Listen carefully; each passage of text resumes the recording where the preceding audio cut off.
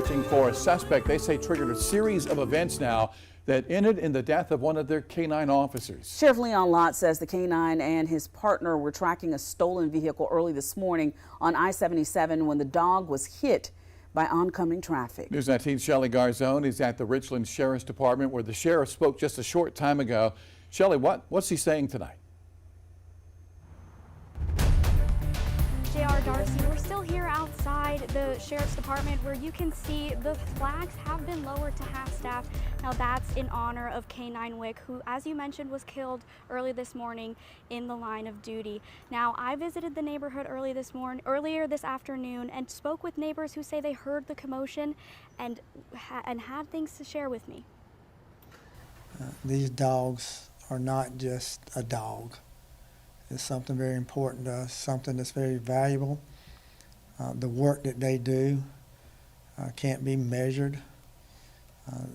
They save lives. Sheriff Leon Lott on the loss of K9 Officer Wick, who died in the line of duty early Thursday morning following a pursuit of a stolen vehicle. The Richland County Sheriff's Department says the chase began in the early hours of Thursday morning, but the vehicle they were in pursuit of was stolen earlier that day in the 1600 block of Ogden Street in Columbia. The incident started actually with a van being stolen out of the city of Columbia on the 19th yesterday during lunchtime. The gentleman in the blue shirt, he actually goes into the residence. That's where he picks up the keys off the counter, comes back out, gets in the van, and he steals the van. This is the van that led us on the chase last night that resulted in the death of Wick. The van was then seen traveling near Windsor Lake Boulevard and Brookfield Road around 1 a.m. Sandy Williams lives in the neighborhood and heard some of the commotion. I heard it, but I've been laying in the bed. Well, I'm gonna get out my bed because I hear that all the time. Sirens are around here all the time. Deputies attempted to stop the suspect, but they say when he refused to stop, they started the chase. It went down Decker Boulevard and onto I-77 for a little over 10 miles.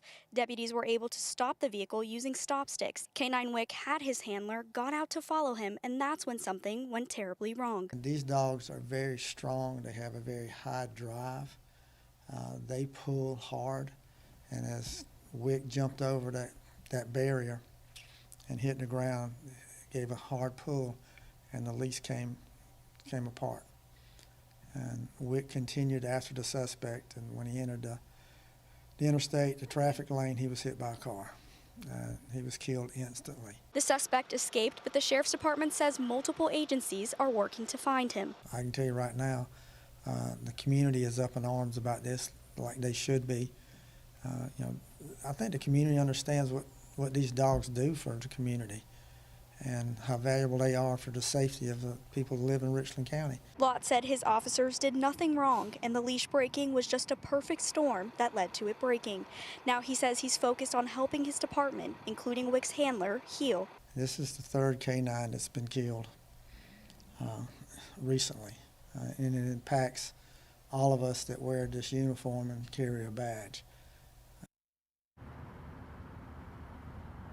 JR Darcy, at the press conference, Sheriff Lott mentioned that the K9 specialist will be taking all the time he needs and will be having resources in order to allow him to heal from this tragic event. Now, as for the suspect, they're still unaware where they might be, but they are urging the community, if they know any information of who this suspect might be, to please contact local law enforcement or call Crime Stoppers. Darcy, JR, back to you.